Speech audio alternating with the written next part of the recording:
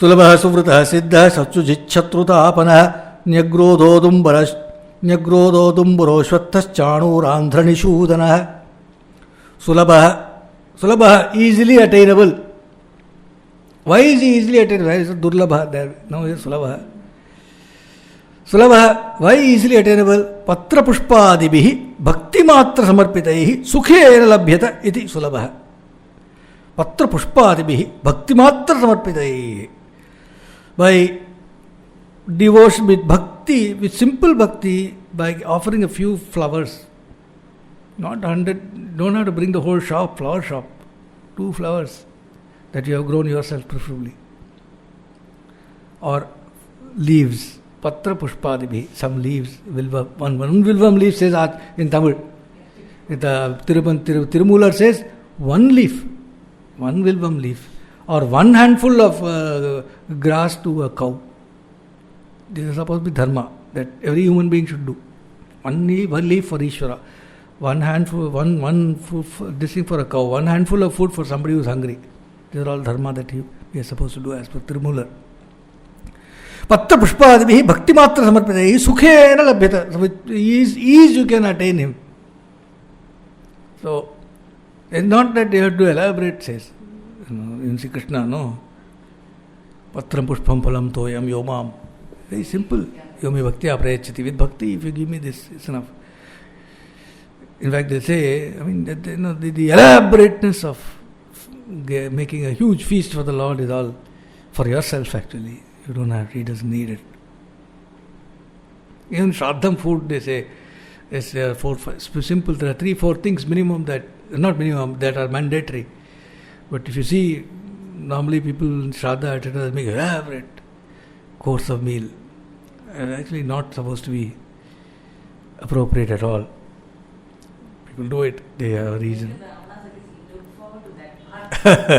Okay. Sulabhaḥ, patra pushpadibihi bhakti matra samarpitaihi sukhena labhyata iti sulabhaḥ. Mahabharata says, patreshu pushpeshu phaleshu toyeshu avakrita labhyeshu sadaiva satsu bhaktye kalabhye purushe purane muktye katham na kriyate prayatna. Patreshu pushpeshu phaleshu toyeshu. Mahabharata says, by means of leaves, or by flowers, or by fruit, or by just water, avakrita labhyeshu sadaiva satsu. Good people can get this without having to spend money, avakrita, without any cost. Labhyeshu, this can be got. You don't have to go far to get some water or some flower or some fruit or some leaf. Bhaktye kalabhye purushe purane. This Lord who can be got by such means, by bhakti alone. Muktyai, by this such a liberation, katham na kriyate prayatna. Why doesn't human being attempt to attain liberation by adopting such simple means of just having pure bhakti and giving a little water or maybe a flower or something? Go proceed with your work. Why you don't attempt? Says Mahabharata. Parasara Bhatta illustrates the sulabha of the Lord with that story from Bhagavatam, where Sri Krishna goes to Mathura and there is this hunchback lady of deformed face, horrible looking woman, hunchback. And this is charming Sri Krishna is walking into Mathura. And she goes and offers him some sandal paste with reverence, with bhakti to him. And then she catches him by his dress and tells him, Govinda, come to my house. And she drags him and he goes with her to her house. Simple. Some sandal paste is given and she says, now she owns him. So he catches him and says, you come. He goes to that hunchback lady also. Suvrataḥ, of excellent vow. Vrata is vow, of excellent vow. Who had excellent vow? Nara and Narayana and Badrikashrama, they were practicing great austerities, terrific austerity. So is that. Parasara Bhatta reminds us of the other vrata, the great vow of the Lord. Which great vow of the Lord? Sakritev prapannaya tavasmi tejiyachte abhayam sarvabhutebhyo dadami etat vratam mama. Sri Rama's vrata. Rama tells the vrata, no?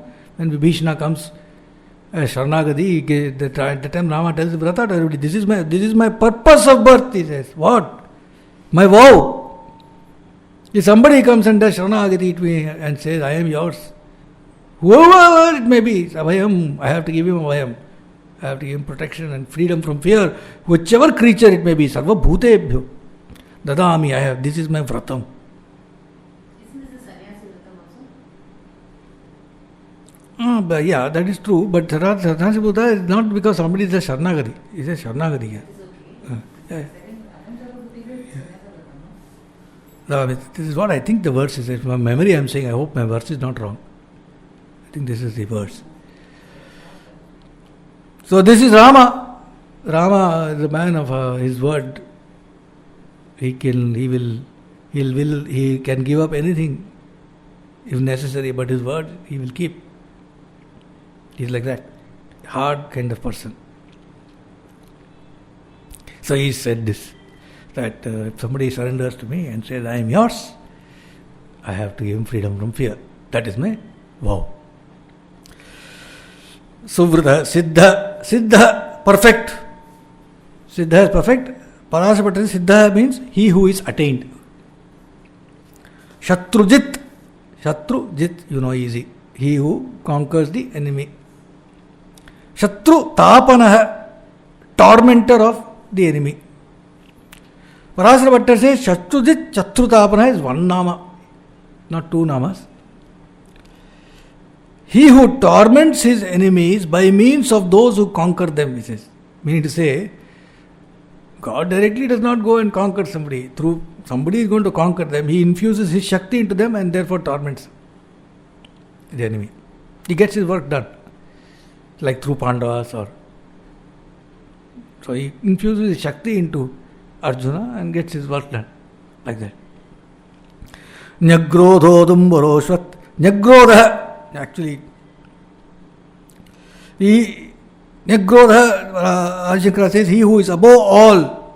Nyagrodha is also banyan tree. So above all, like a banyan tree.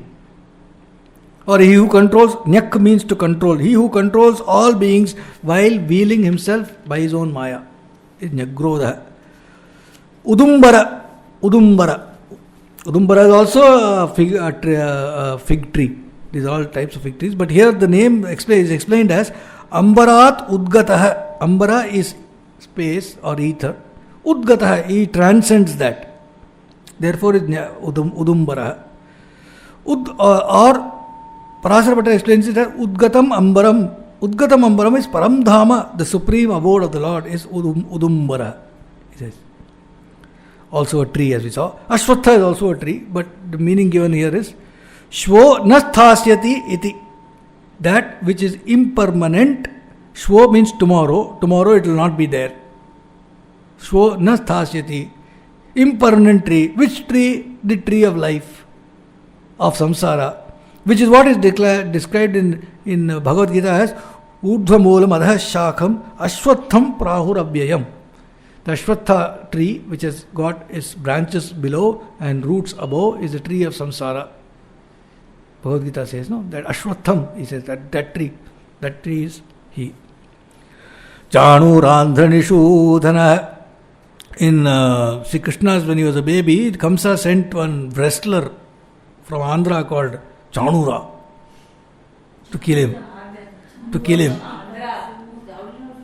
aṇurbṛhatkṛśaḥ, his name itself is there. sahasrārciḥ saptajihvaḥ saptaidhāḥ saptavāhanaḥ amūrtiranagho'cintyo bhayakṛdbhayanāśanaḥ sahasrārciḥ 1,000 rays. Divisurya sahasrasya says Bhagavad Gita in the 11th chapter, no? The splendor of 1,000 suns. Sahasrārciḥ, 1,000 rays, 1,000 suns, 1,000 radiances. Saptajihvaḥ. Jihva means tongue. Saptajihvaḥ means 7 tongues. Of what? Of fire. No? Fire has got Saptajihvaḥ is 7 tongues. Mundaka gives the names of these 7 flames. Kali karali cha manojava cha sulohitaya cha sudhūmravarna sphulingini vishwarupi cha devi lolayamana iti saptajihvaḥ. Don't have to worry, I'll repeat to you. First is Kali. Kali is first name, first flame, black. Karali is second flame, terrific. Manojava third flame, swift as the mind. Manojava means swift as the mind. Sulohita means nice and red. Nicely red. Sulohita. Sudhūmravarna is like smoke in sense of purple, dark purple, that smoke color. Sudhūmravarna. Sphulingini. Sphulingini means nicely emitting sparks. Sphulingini. Vishwarupi. Vishwarupi means the form of the universe. These are the 7 tongues of fire called saptajihvaḥ. Next, saptaidhāḥ. Same meaning of 7 flames. It also means 7 types. Idha is wood, twig. Saptaidhāḥ means 7 types of wood or twigs which are offered in yajna. Okay, saptavāhanaḥ. Saptavāhanaḥ is he who has 7 horses. Who has 7 horses? The sun. It also means the 7 horses actually represent 7 chandas, 7 meters of the Veda. 7 meters. What are the 7 meters? Gayatri, Ushnik, Anushtup, Brihati, Pankti, Trishtup, Jagati. We say it in the Sandhya. The 7 names of these 7 meters of chandas. Amūrti, formless. Amūrti. Anagha, who knows? Without sin. Agha is sin. Anagha is sinless. What is sin? Sin is being subject to karma and phala, it seems. Anagha means one who is not subject to karma and phala. Getting involved, attached, at doership. The doership, the sense of doership, good or bad doesn't matter. Because one sense of doership there, fruits are there for you. That is the sin. Anagha is one who has got none of that.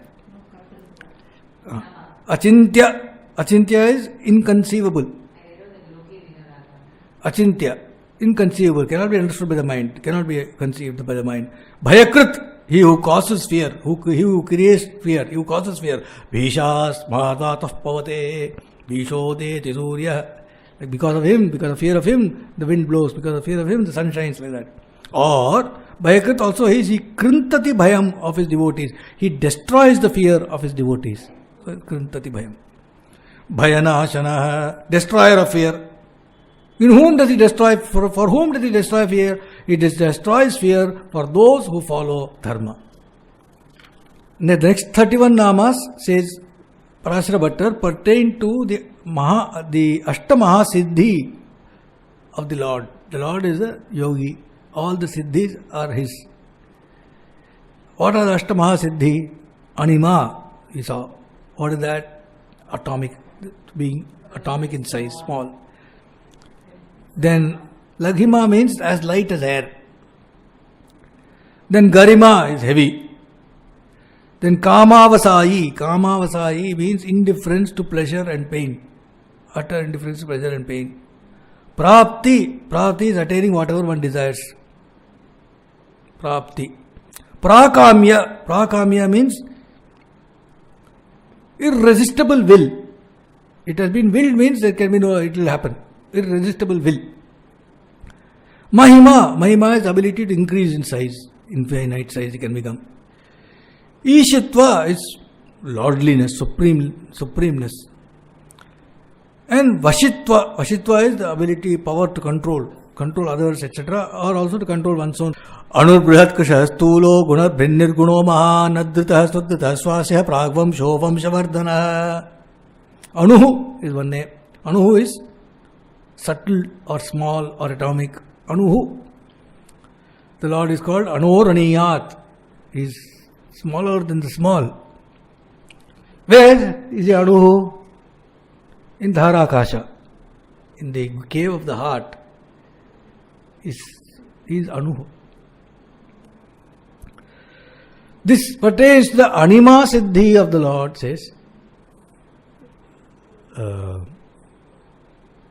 Acharya. Parashara Bhattar says. Brihat, sthūlo, brihat means vast. This pertains to the Mahima Siddhi, says Parashara Bhattar. The Kathopanishad says Brahman is mahato mahiyān, is vaster than vast. Aṇurbṛhatkṛśaḥ, mahato. Krishaha means thin.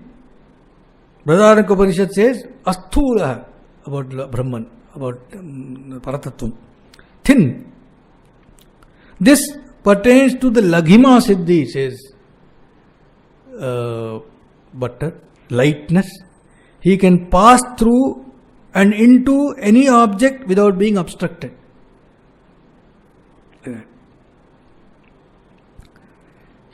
Krisha, sthūlo, stout, gross. This pertains to the prapti siddhi, says Parāsara Bhatta.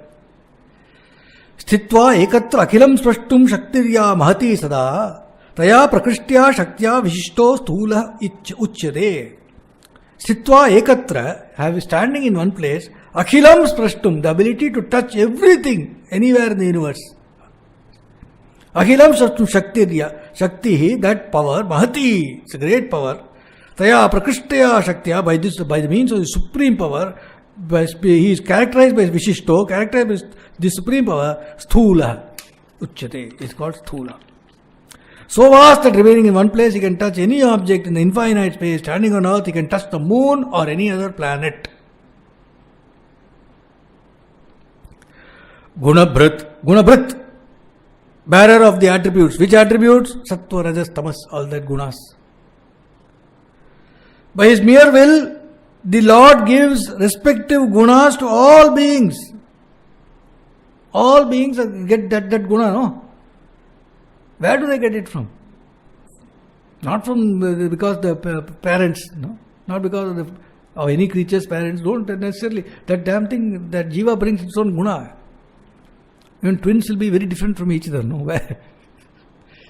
Brother, sister, nobody is same. Everybody comes from certain types of guna. Even something like voice. Billion people, who nobody has got the same voice. Where is this coming from? Guṇabhṛt, he gives that. The Lord knows perfectly exactly what is that he gives that. Because he has to get his work done. So he is guṇabhṛt. Sarvasya vashi, okay. By his mere will, the Lord gives respective guna to all things and supports them. All are in his vasham. Everybody is in his vasha. So therefore this pertains to vashitva siddhi of the Lord, says Bhatta. Sarvasya vashi, sarvasya eshānah. He is the supreme. Nirguna means he is beyond guna, he transcends guna, he transcends attributes. Sakshi, cheta, kevalo, nirgunascha, Shvetashvara Upanishad says. Sakshi, he is witness. Cheta is the consciousness. Kevalo, he is by himself. Nirgunascha, he transcends all gunas. This pertains against Vashitva Siddhi, says Parāsara Bhatta. Although he is in touch with all, although he is in contact with all, he renders guna to all. However, he is not tainted by any of his gunas. That is he. That is the Vashitva of his. He is the Lord. All are under his control. He is under nobody's control. He is Nirguna. Says Bhatta. Mahān will probably conclude. Let's see. Mahān, the great. How great? Shabdādi guna rahitattvāt niratisaya sūkṣmattvāt nityashuddha sarvagattvādināca pratibandhaka dharmajatam tarkatopi vaktum na shakya atayeva mahān, says Adi Shankara. Shabdādi guna rahitattvāt. Because he is mahān because Shabdādi guna rahitattvāt. He is not subject to senses or any gunas. No ear, no, none of these are anything to do with him. Any of the sensorial perceptions have got nothing to do with him. He cannot be understood by that. He has got nothing to do with it. He has got nothing to do with any of the gunas. Niratishaya sūkṣmattvāt, because he is absolutely more subtle than subtle. Nitya shuddha sarvagattvādināca, because he is nitya shuddha, he is eternal, he is timeless, he is pure, he is all pervading. Because of all this. So what all? First, he is absolutely beyond all senses. He is beyond all attributes, characteristics, gunas. He is more subtle than the subtle. He is eternal. He is timeless. He is pure. He is all pervading. Pratibandhaka dharmajatam tarkatopi vaktum na shakya. Even for the sake of argument, it's impossible to speak of him, to conceive of him in any manner, even for the sake of argument, tarkatopicha, so he is mahān. Says Adi Shankara. Apastamba Dharma Sutram. That's one Dharma Sutra. When we tell our Abhivadya, etc. to people, we say we belong to this Gotram, we belong to this Vedam, we are supposed to be following this Dharma Sutram. Nobody knows what that. We know the name alone. Only that name. Apastamba Dharma Sutram is, for example, what I am supposed to be following. So Apastamba Dharma Sutram says, Ashabdo, Ashariro, Aspasyascha mahān shuchihi. Ashabdo is beyond all senses. Ashariro, there is no body. Aspasyascha cannot be touched. He is shuchi, pure, he is mahān. Parasara says this pertains to the prāgvaṃśo siddhi. Prāgvaṃśo siddhi. He can achieve icchan adhṛtaḥ. He can achieve whatever he wants, desires. Irresistible will. Therefore, example, he gives an example. Bhūmau unmajjati nibajjati cha yathodakaihi asya paramaprakarṣāt mahān. Bhūmau, in the bhumi, in the earth. Unmajjati, he can plunge into the earth. Nimajjati, he can emerge from the earth as if yathodakaihi, as if he would do it in water. The Lord can just dive into the earth, swim for some time, come out of the earth, etc. Like he is doing in water. Asya paramaprakarṣaḥ, because of this great power, he is mahān.